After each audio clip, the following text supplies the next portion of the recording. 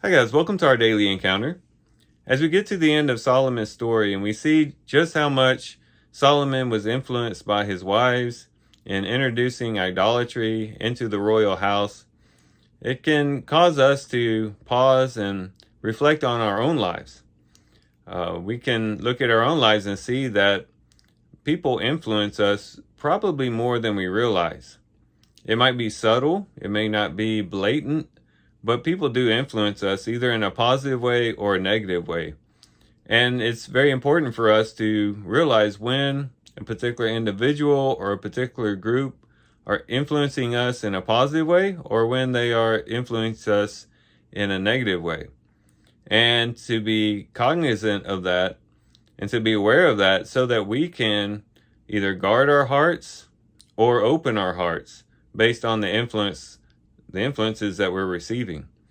To those who are positive influence, those people, those godly men and godly women in our lives who are following the Lord, who are devoted to the Lord, who love the Lord with all their heart, soul, mind, and strength, who make good choices in their lives, we should open up our hearts to those influences and allow them to influence us all the more and to follow those great examples. The Apostle Paul told the churches that he wrote to that, follow my example.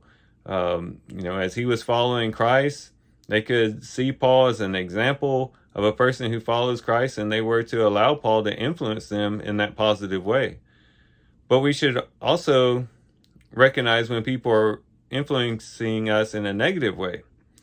And sometimes it can be so subtle that we don't even realize it.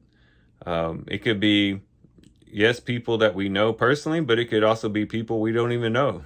In our day and age, movies and TV shows, YouTube videos, social media.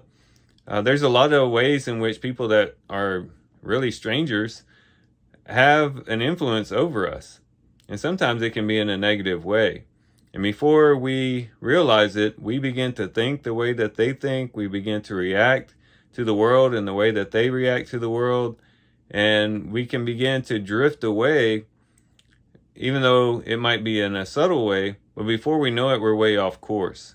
And so it's important for us to realize when we're having those negative influences in our lives to protect ourselves from those negative influences and to go back to the scriptures and to refocus ourselves and recalibrate ourselves in the way that we ought to be living and to counteract those negative influences that we might be having.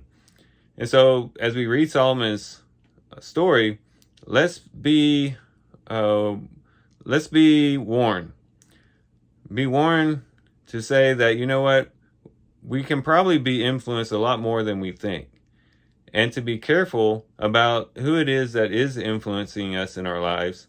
And once again, to open up our hearts to those who are a positive influence, and then set a guard against those who are being a negative influence in our lives. And then above all, to let Jesus Christ himself be the one who influences us the most.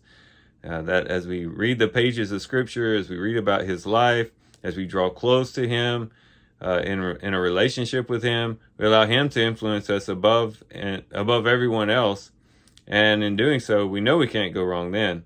But just to be aware, just to look out for those influences in our lives, to be aware that they're there, and to just kind of watch out over our hearts, over our spirit, over our soul, to make sure that we're headed in the right direction. So these are the things we can reflect on and think about as we do our readings today. With that, guys, I do thank you for watching the video today. Hope you guys have a great day. Love you guys. God bless.